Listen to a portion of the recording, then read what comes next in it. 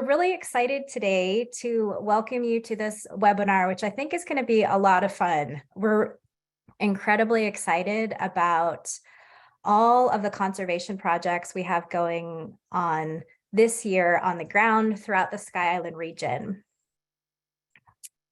Just go. So as you can see on this map here, we've highlighted a series of projects, conservation work, where we're actually working to protect and restore the diversity of life and lands throughout the whole Sky Island region, which is in the gray polygon on the map that spans the US-Mexico border.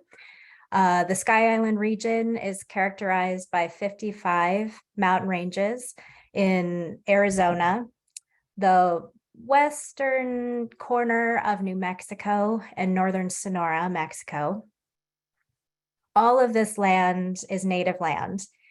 And our offices are based in Tucson, Arizona, which is the traditional homeland of the Tohono-O'odham, Pascua Yaqui, and other indigenous peoples.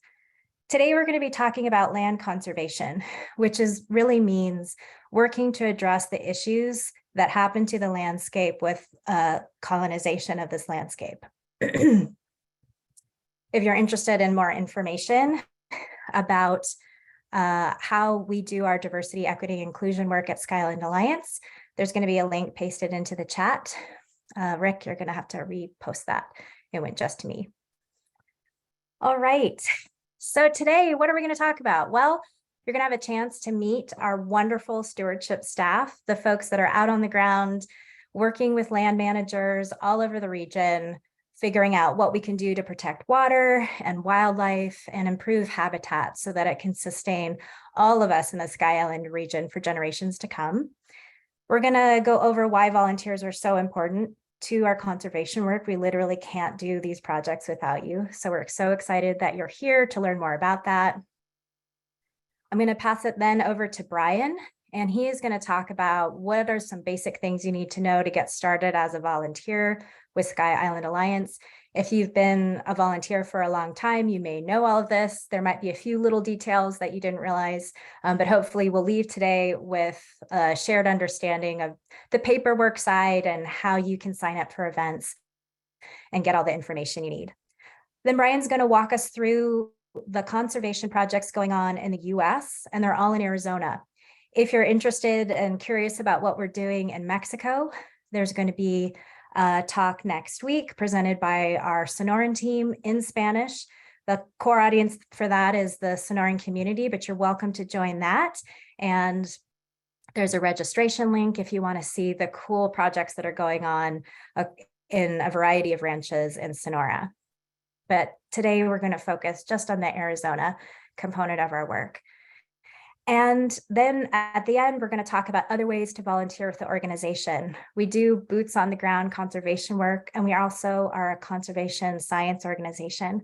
So if you weren't aware, we have a lot of data collection opportunities that you can do with Sky Island staff or independently, and Brian's going to highlight those as well. All special skills are welcome. And if there's something you really want to do and help us out, you're really welcome to contact any of us at any time. We're happy to talk with you about the kind of volunteerism that you might be interested in. So let's meet the staff. I'm really excited to introduce you to Sarah Truby, Jimmy Gribben, and Brian Lichtenhan. These folks are your go-to experts for joining any volunteer events. If you have questions about the Sky Island region, they're incredibly knowledgeable. And a core part of what they do at our organization is to be a liaison with you and help plug you into conservation work in our area. Sarah Truby is our Habitat Conservation Manager. She's joining us today. She has some laryngitis, and so she's not going to be speaking, but she's happy to chat with you in the chat. She is the lead for our water program and is an expert on springs and other water sources. She will help you get out on the landscape if you want to go find springs through our Spring Seeker program, and works with the rest of the stewardship team developing and running conservation projects. So Sarah says hello. All right, next up, Jimmy, you want to introduce yourself? Absolutely. Hello, everyone. My name is Jimmy. I am the field coordinator for Skyline Alliance. I'm coming up on 6 months, so still pretty new. Part of my duties include volunteer management as well as maintenance and keeping track of our vehicles, gear, and equipment. So you may have heard of me. I sent out the survey in December for volunteers, so I appreciate those of you who answered and gave some great feedback. So thank you again. And yeah, I look forward to meeting more of you this year. And feel free at any point if you have any questions, comments, concerns, don't hesitate to reach out to me. My email is jimmy@skylandalliance. So thanks again. And yeah.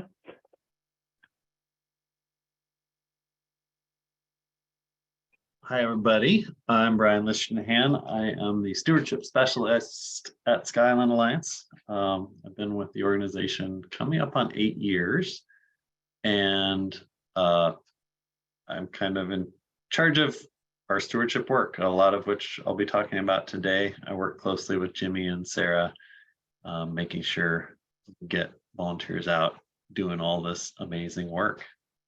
And I'll be talking to you more soon. So thanks for joining us. You're in really good hands with this team. All the events I've ever been to have been so much fun, and they're all really knowledgeable about the region and the flora and fauna. So it's a great time to get to kick dirt and be out with them in the field. As I move on, I wanted to share that this presentation is being recorded. So please don't feel like you have to scribble down lots of notes. This will be sent out to everyone who's registered and posted on the Sky Island Alliance website, along with all of the links that we're sharing. So we're going to be communicating a lot of information to you today. All of it's going to be available in your inbox and then on our website. So registration links, how to get to the volunteer waiver, all of that, you will get that after today's event. Okay, well, first of all, I keep saying this, but volunteering with us, we try to make it super fun. It's always a joy to be out on the landscape, hiking through the mountains, seeing the amazing plants and animals and mushrooms in our region. And we also really take pride in making sure that we match good volunteer opportunities to what you're interested in. We track and record all of your contributions. You really are part of our staff labor. You help advance projects. You're fundamental to us being able to get grants in the door because we are able to use your contributions as match for federal and state funding, which is incredibly meaningful to us. And we track it so that we also can recognize your contributions. Every hour that you spend, you donate your time. We're going to keep track of that. We love to recognize volunteers' contributions. This year, we're going to have some new recognition programs that we'll be rolling out soon. So more information on that. And we'll also be recognizing the volunteers that helped us so much in 2022. But I did want to share a little bit of perspective from 2021, for example. Volunteers were out there hitting the highways, driving to our restoration sites, and contributed over 68,000 miles, which is tremendous. The mileage federal rate is something that we can include in match. So we keep track of how many miles that you drive when you share that information with us. Again, that helps us demonstrate to public funding sources that our projects are good value because so much is being generously donated by our volunteers when they drive. Also, all of that labor, all the time that individuals spend helping with our conservation projects or science projects, that also counts. And so almost $250,000 of extra effort and time and resources was given to our organization through the volunteer program last year. It really helps us expand our work, and we are incredibly indebted to all of our volunteers. Okay, with that, passing it to Brian. Yeah. Well, so for those of you who have not ever volunteered with us, I'm going to give you a quick rundown on how to get started. First thing you can do is go onto our website and sign our volunteer waiver. If you do that now or soon, you won't have to sign it again until your personal information changes, like a name change, or you move, or you get a new phone number. So the sooner you get that done, the less you have to think about it. and be a great way to be prepared to jump on any opportunity that comes your way. The next thing you'll want to do is look for events to join. And you can do that on our website too. We have a calendar there that lists all of our upcoming events. And when you click on those, it will take you to a registration on Eventbrite, which is the next step. When you register there, we get your information. We'll be able to send out emails to you. Usually a few days before any given event, you'll get an email with details that are important for knowing where to meet and all that sort of thing. So you always want to register officially through Eventbrite rather than just planning on showing up to something. That way we know you're coming and we can contact you if need be. After that, you're ready to volunteer. Show up, do your thing, have fun. And afterwards, there is the chance to report your volunteer contributions. Now, this is really most important for those of you who end up volunteering with us through kind of a self-paced volunteer program. And we'll be talking about those towards the end, but that would be something like Spring Seeker, where you're going out on your own time, in your own vehicle, and looking for springs, using the app to upload information. And when you do that, we really have no idea where you went, how long you were gone, how many miles you drove. So on the website, you will find, again, an area, a spot where you can upload that information. If you come to one of our volunteer events where you're working with staff in a group, like a weekend in Aravaipa, for instance, staff will actually upload your volunteer info after the fact. But for those of you who are volunteering on your own, please do report your contributions so that we have those. Go ahead to the next slide. So as Emily said, I'm going to be talking about our work in Arizona. And we have a number of upcoming events. We'll be doing work in Saguaro National Park. This is coming up this weekend. Saguaro Stewardship Experience is starting. I'll be talking about that.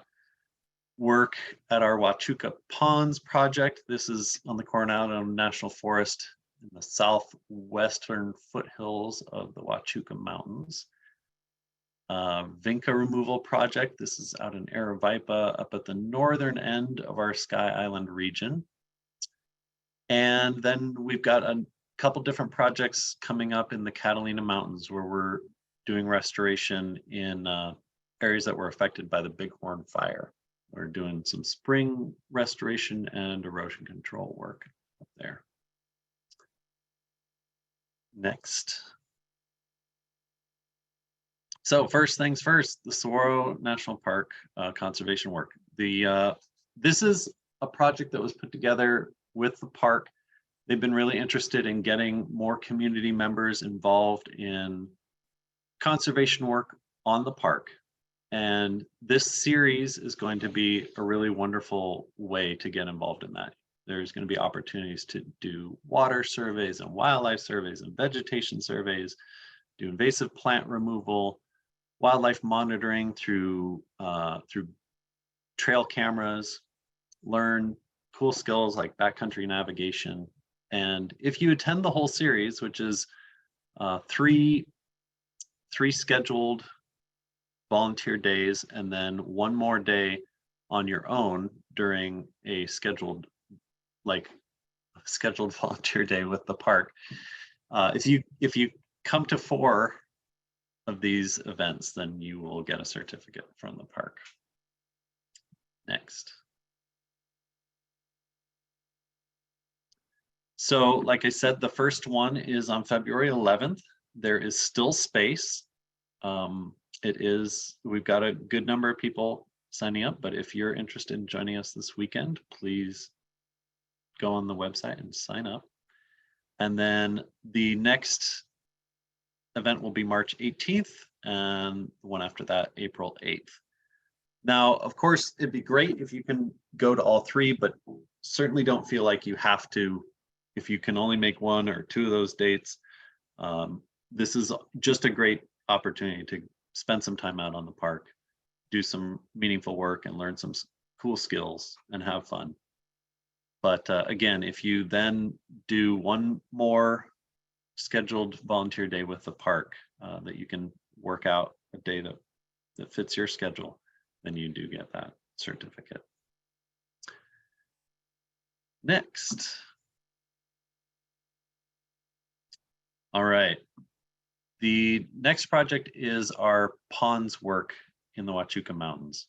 And these are a series of 3 ponds that we are doing some work to improve them for wildlife and for frogs. Next.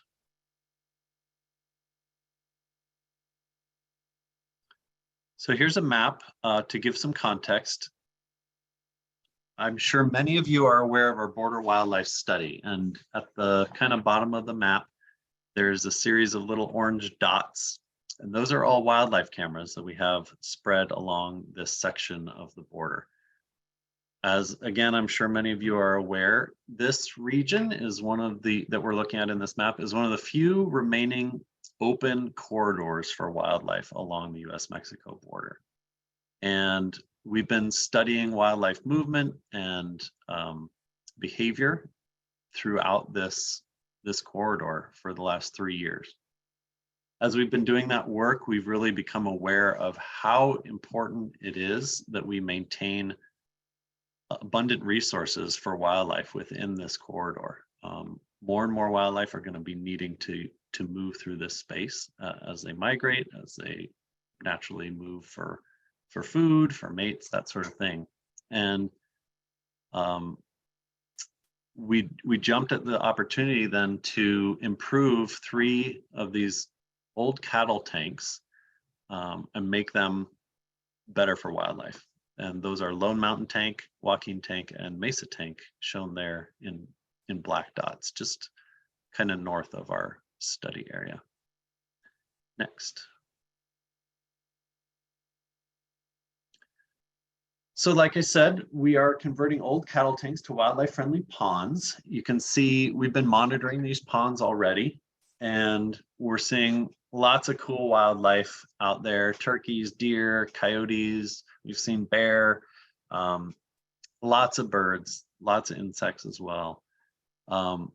But we are also seeing cows, and that's why this project is really important. The cows do tend to come in, muck up these ponds, and really impact their value for the rest of the wildlife out there. So this project is going to include a couple different phases. The first of which is some wildlife-friendly fencing installation. We're going to make sure that these ponds are fully fenced to keep out cattle, but allow wildlife easy access to the ponds. In conjunction with that, we're also going to be installing storage water troughs, storage tanks and water troughs for cattle outside of the fenced area, so that cows that are used to coming to that area for water can still get water, but those troughs will also be made wildlife friendly with ramps so that small animals can get in and out safely. And once this project is complete and these ponds have been able to kind of return to a more natural state, these are future sites for Chiricahua leopard frog reintroduction. So we're really excited about this work. Next.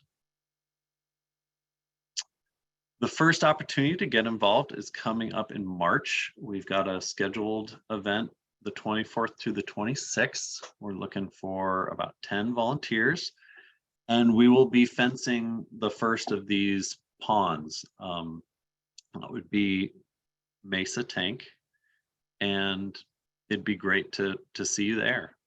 We will also be scheduling more events soon, which will include more fencing, and of course, probably come summer or fall, we'll be installing those storage tanks and troughs as well. So there will be multiple opportunities to get involved with this, if that interests you. Next. All right, next is our riparian recovery work in Aravaipa Canyon.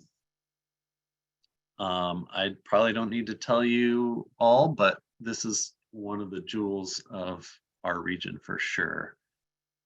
Next. Just for some context, Aravaipa Canyon is kind of at the northern edge of that little map. It's the line of blue going through that big block of yellow, just north of the Lower San Pedro watershed and north of Mammoth, like northeast of Mammoth. So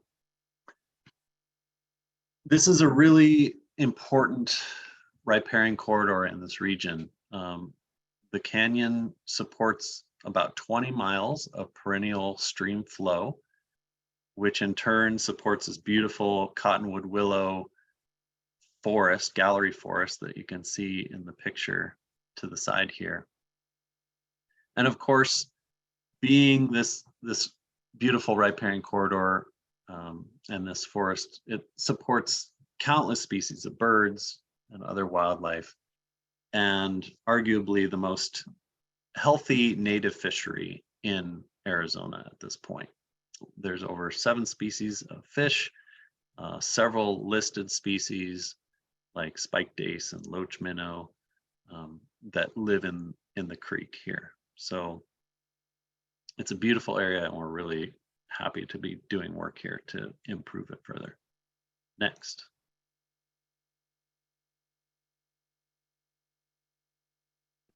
Brian, So just a comment from the chat that it would be helpful to know a little bit more about the physical level of activity needed to join these different projects. Absolutely. Let me back up then and just quickly address what we've done so far. So the Saguaro National Park work, that's going to be backcountry hiking to the locations, and mostly on trail, but definitely some off trail work as well. So you'd want to be a fairly strong hiker and prepared for a full day outdoors. The ponds projects, we're going to be stretching fencing. It's going to be an easy site to access. Once we're there, it will be manual labor throughout the day or days that we're there. And again, something you'd want to be capable of walking off trail over rocks and unsteady terrain, and able to carry things. We can always team up to carry heavy objects and things, but you'd want to be capable in that way as well. For the Aravaipa work now, I will get to in just a minute. So the work we're doing in Aravaipa, the threat that we're dealing with in Aravaipa is Vinca major. This is a plant that grows in the understory of the canyon and really takes over the ground. It can spread so effectively that there are areas where like 6 pure acres are covered entirely in Vinca on the ground. This suppresses the native biodiversity. It halts the recruitment of other plant species, and you end up with kind of a monoculture of Vinca growing in the understory. This plant is really effective at spreading vegetatively, and it gets washed downstream by floods and then reroots and grows anew. So we're really concerned about it spreading throughout the wilderness. It doesn't provide any food for native species. It doesn't provide much in the way of pollen or nectar. And it alters the natural flood patterns of the canyon. So it's doing a lot. And the work we're doing to address it is hand removal from the stream banks. We actually go in and dig out the whole plant, roots and all, to remove it from stream banks. And then partners of ours go in afterwards and actually apply herbicide up on the floodplains. We pull the banks so that herbicide doesn't need to get close to the creek. And the final step then is to go back in and replant native species to reoccupy that forest. This work also does require moving throughout the forest off trail, often over logs, through piles of debris.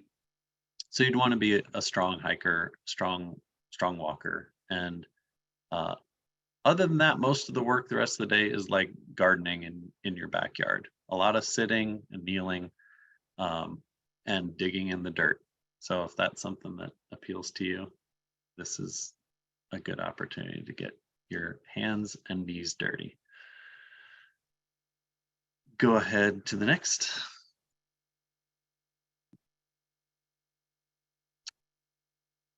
All right, so our next scheduled trip, we just finished one actually last weekend. The next one we have available will be in May, Memorial Day weekend. This will be a long weekend, 4 days.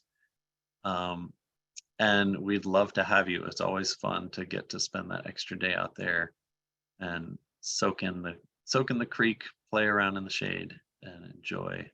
It's usually much cooler working in the shade next to the creek in May there than it is most other places in our region.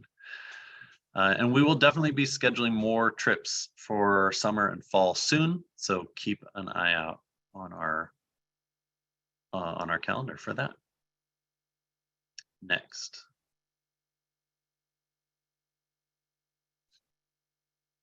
All right. The Bighorn Fire burnt through the Catalina Mountains a couple summers ago and created a lot of issues. I'm sure many of you who are local to Tucson are well aware of the extent of that fire and the impacts that it had on our mountain. Next. So one of the main things we're doing up there is working on restoration projects around springs. So if you could drop back one. This map here shows most of the extent of the fire footprint. You can see those areas that are in red and yellow burnt pretty heavily. Those lighter colors of green and blue didn't burn quite as hot. But you can see a lot of the worst burning was kind of those higher elevations and in steep areas. Anyway, we've got several springs up in the mountains that we're going to be doing work at, and then other springs that we'll be monitoring as kind of control so that we can see how the work we're doing at these springs compares to springs that are left in them to kind of recover naturally. You can advance. So the Catalina Springs Rescue projects are going to be a bunch of small wildlife enhancement projects at a variety of those springs that we saw in the last map. This will include things like erosion control work, repairing troughs or spring boxes, putting lids that have deteriorated on spring boxes to keep out wildlife where necessary. Perhaps some invasive species removal work, things like that. There's going to be a lot of different projects, and all of them will kind of have a different requirement as far as how strenuous they will be. When we list these projects, which will be coming soon, we'll try and make sure that there's a description of the work that will be happening, so you can choose something that fits you. But some of them will be easy, like walking along a dirt road to get to the site and pulling invasives, or installing a new trough, a plastic trough, something like that. Others will be erosion control work, where we'll be moving rocks through uneven terrain, and you definitely would want to be comfortable with that. Also, at each of these sites where we're doing restoration, we have wildlife cameras installed. And another opportunity for helping out with these projects would be checking these cameras. We get a lot of photos taken, and it's always helpful to have somebody willing to go out, pull SD cards, change batteries, and get those pictures back to us so that our staff can be working on other projects. So if that's something that interests you, reach out, and Sarah Truby would probably be the best person to talk to about that. Her contact info is here and will be in the email that you get later. Next. All right, we're revisiting the map here, and you can see again where springs are scattered throughout the high elevations, but this is highlighting areas where we're planning to do erosion control work.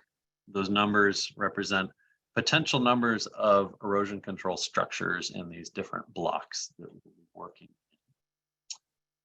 Go ahead next. And this map shows some drainages that we've determined to be priority drainages after we've gotten on the ground, looked at the impacts of the fire in these areas. All these little red stretches are stretches of washes and other drainages that have erosion issues that we know we want to repair. This project's going to kick off with Arizona Conservation Corps crew members actually coming out and building with us for a week, getting into those harder to reach areas to do rock work. But after that, we will be also setting up opportunities for volunteers to come out and help with some of those more accessible areas. So next. So definitely keep a lookout. We're expecting to schedule some events at higher elevation in the summer pretty soon. It'll be a great opportunity to beat the heat a little bit, get up and move rocks around. This will definitely require moving in steep, unsteady areas affected by the burn. We're addressing erosion, so the soil's not stable, and you'll need to be carrying heavy rocks to partake in this particular work. Next. All right. That brings us to some other ways you can get involved. These may not be exactly the same level of physical effort, and some of these are things you can do on your own. Some of these are things you can join us for. The first big one coming up is our Border Bio Blitz. This is an activity that's going on the entire month of April. Skyline Alliance is one of a cohort of partners that are working to put this together. And the entire event spans the US-Mexico border from California through Arizona, New Mexico, and Texas, coast to coast. And the hope is that we will be able to document biodiversity all along the border during that month of April. So to get involved with this, you're going to want to download the iNaturalist app to your phone and then join the 2023 Border Bio Blitz project. We're always happy to help with that. If you want to get involved and you're having trouble figuring out the app or how to join the project, reach out to us. We can help you with that. But once you have that downloaded, you've got different options for joining in. On your own, you can go out anytime in the month of April and collect data on any plants or animals or sign of plants and animals that you find within 5 kilometers of the border to the north or the south. You could be doing this in the US or Mexico. You can also join our staff at the border for one of several events we'll be organizing soon. We're going to be taking groups to the San Pedro River area, to San Bernardino National Wildlife Refuge. We're going to have events in the southern Huachuca Mountains, across the San Rafael Valley, and over into the Patagonia Mountains. So keep an eye on our calendar. We will be scheduling those events soon as well. And those will be a great way to get involved in the border BioBlitz as well.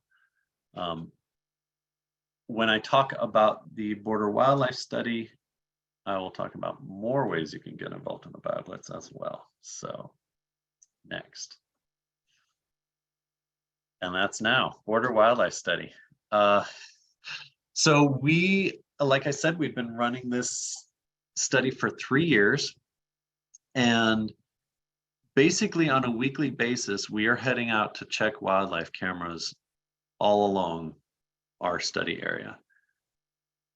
This is often done with staff, but we need partners when we go out into the field. We like to have at least 2 people whenever we go out for safety concerns. And so if you're interested in joining staff checking wildlife cameras, reach out to Eamon, and he can help link you up to whoever is heading out into the field.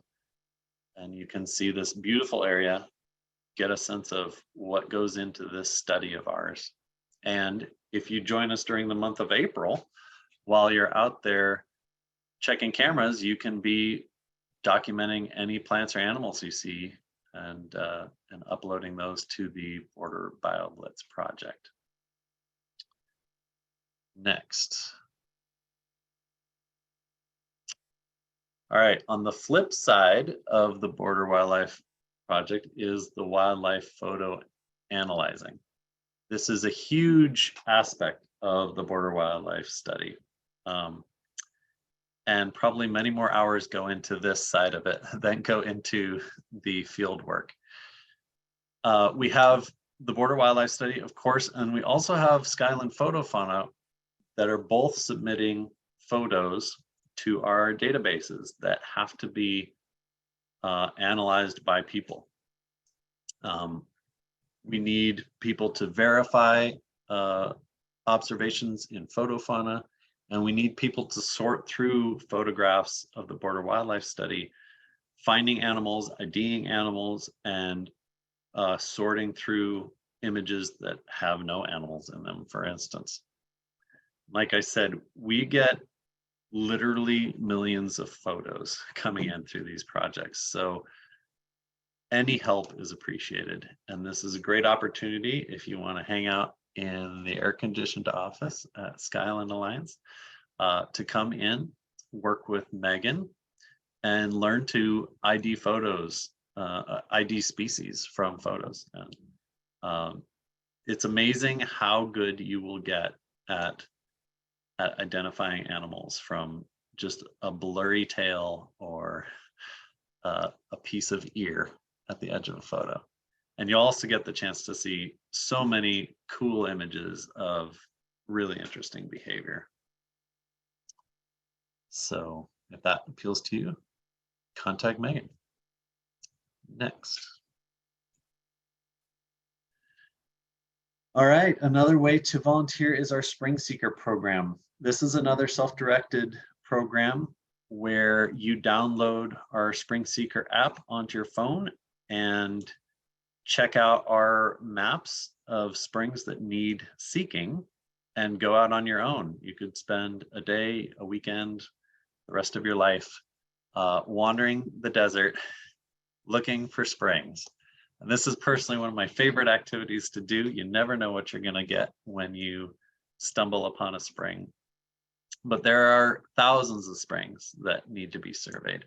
We're always finding new springs whenever we go out there, and there's so many that have either not ever been surveyed or haven't been surveyed in years, and it's really important to get that repeat data so we can track over time how these springs are doing.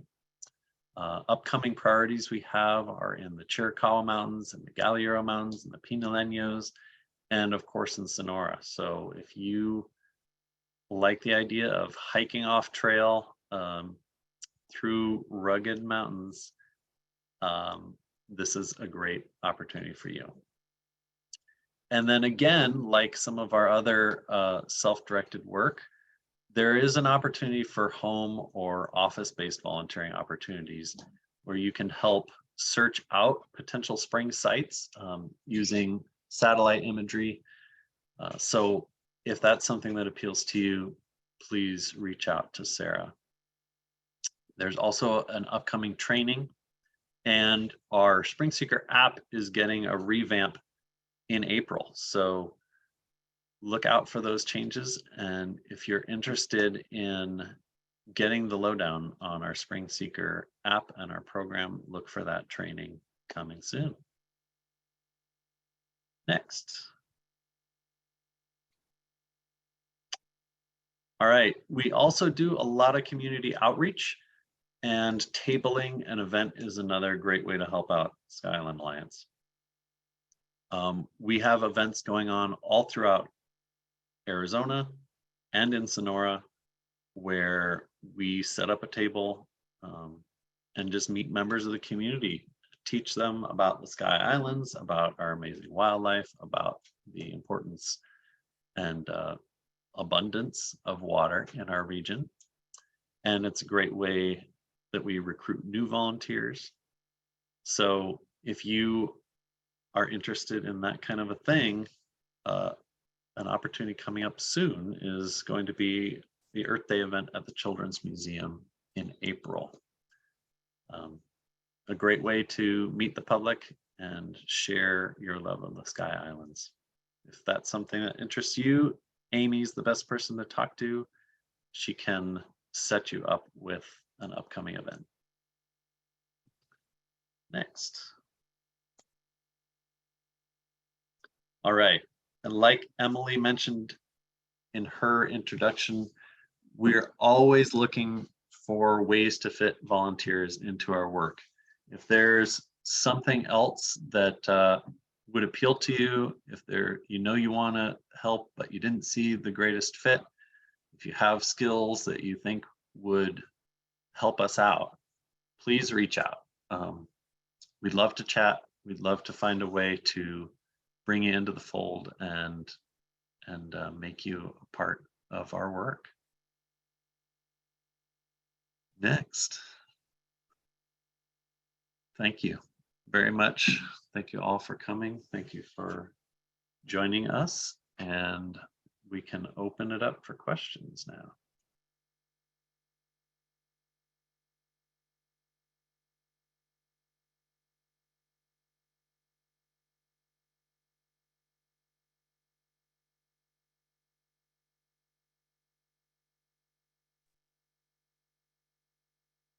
Feel free to unmute yourself or write into the chat if you have questions or comments. In the past, we've had photographers that have wanted to come out and document projects. That's another great way to help us with storytelling.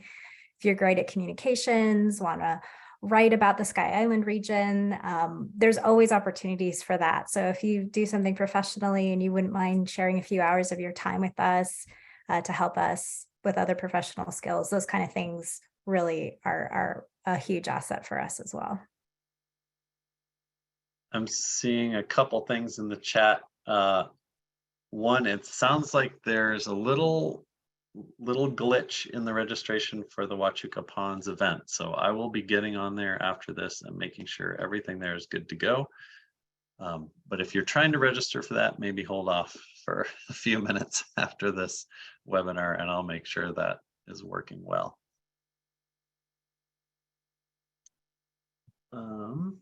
Brian, is four-wheel drive necessary to get to our project sites? So almost all of our projects, unless it's self-directed, there's going to be an option to either carpool with Sky Island Alliance or drive yourself. Some projects may require four-wheel drive to get to certain locations. That is always something that we list in the event description if it's going to be an issue. So yes and no. Some do require four-wheel drive, others don't. If it's a concern, you can always ride with Sky Island Alliance and not have to worry about any wear and tear on your vehicle.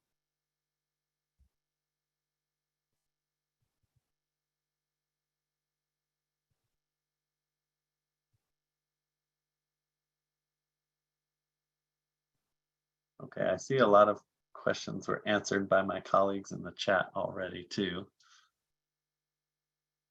Are minors or young people able to join our events, Brian? Again, almost all of our events are friendly for kids or minors. In some instances, we may want you to reach out to us before registering a minor, and that would be said in the description for the event as well. If that's an issue, it'll be listed. If it's not an issue, it won't be listed, and you shouldn't have any trouble. I always recommend that folks, just consider your kid or the minor in question, and think whether it's something that they'll enjoy or not. But we welcome folks of all ages if it's something that they're interested in getting involved in.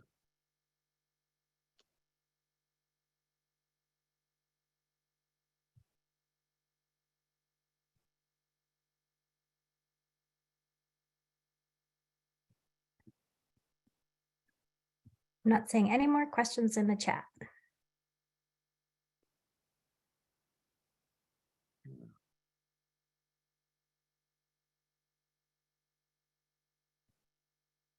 All right, well, did you have something else, Brian?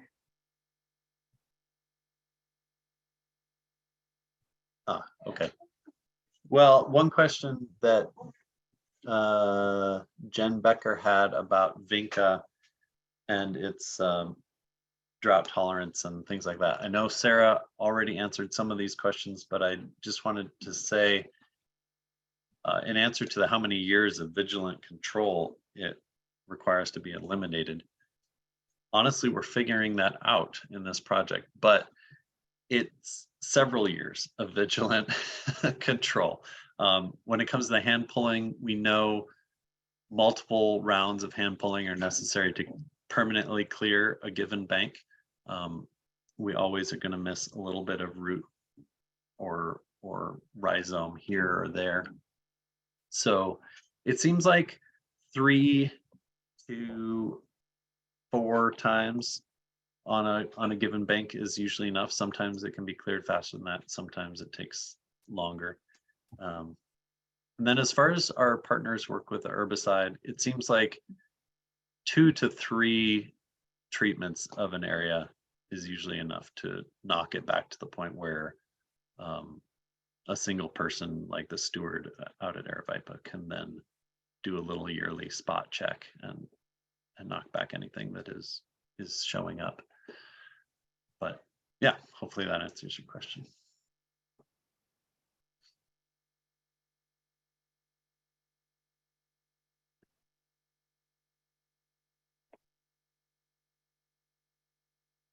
All right. Well, thanks for the presentation. Lots of folks are chiming in that they're excited about this. Oh, one more comment or question about new novel stink net threats. It's about to go into bloom. Little pesky flower. Yeah. Comment, Brian? I really can't comment much on stinknet.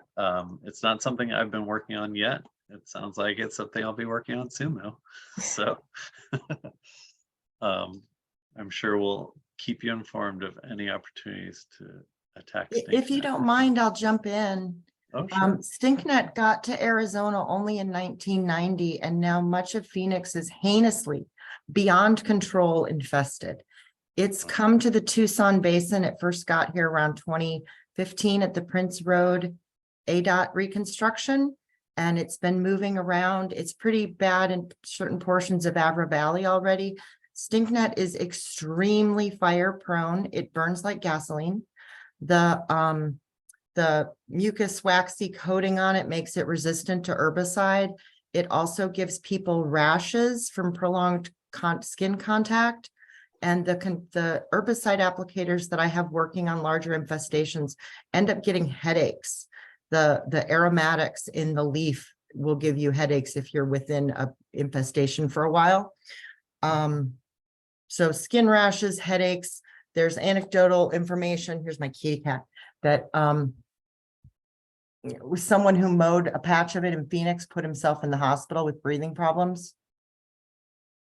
So everybody Google, Tucson Audubon started, I'm sorry, I'm with Pima County Flood Control, but Tucson Audubon is doing a public outreach program where people can go to a crowdsourced map and put a dot on it, and they got a donor to sponsor them going around to QC places and reach out to the adjacent, private and public landowners to tell them about it. It's a really, really bad one, and we want to keep an eye on it and keep it away from us as much as possible. Okay. Do you know, is that mapping that Tucson Audubon is doing, is that on the web somewhere? Yeah, I'll put it in the chat. It's stinknet.org. I wish they'd gotten stinknet.net, but somebody else got that. So stinknet.org. Okay, we'll make sure that link is also included in the links document we send to everybody. It's so novel. There's a lot of bad information out there saying that you can control it with glyphosate. In certain situations that did work, but it's not reliable. Hula hoeing, if you can get below the root, works really well, or just hand pulling. But if you're going to pull more than a few plants, you want to wear gloves. One of the best ways to identify it is the leaf is really pungent. And I have, crushed it up and smelled it dozens of times without a rash. It's really the prolonged contact that ends up giving people reactions like poison ivy. Okay. Well, I'll be That was on my the lookout. PSA for the day. Yeah. Thank you. Thank you, Jan. All right. Well, we will no doubt have new conservation projects that come online over the course of the year, and we will be bringing them to you as they get started. The best way to stay on top of the activities that we have going on and how you can get involved is to make sure you're signed up for our newsletter. We have a bi-weekly newsletter that always has links to the Eventbrite registrations and lets you know about key milestones and things going on with all of our projects. We also post about events and ways to get involved on our social media platforms, and check our website, our calendar, and be in touch with the staff. If we know what you're looking for and how you want to help, we'll be able to make that match for you. So thank you for joining us today. Thanks for being interested in taking care of our beautiful Sky Islands. It's going to take all of us to save the world, and you're a huge part of that. So thanks for joining us. We hope to see you out in the field soon.